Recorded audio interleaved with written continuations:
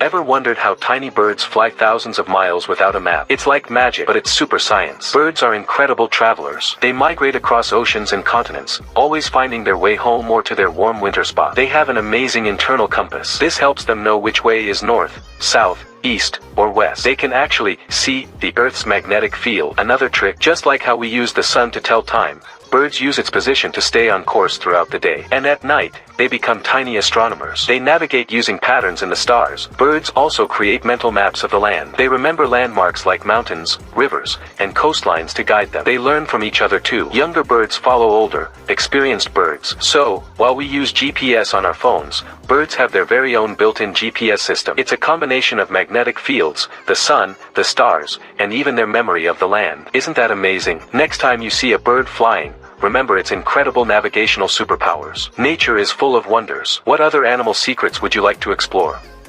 Let us know. Don't forget to like, share, and subscribe for more awesome animal facts. Thanks for watching. See you next time, Super Explorers.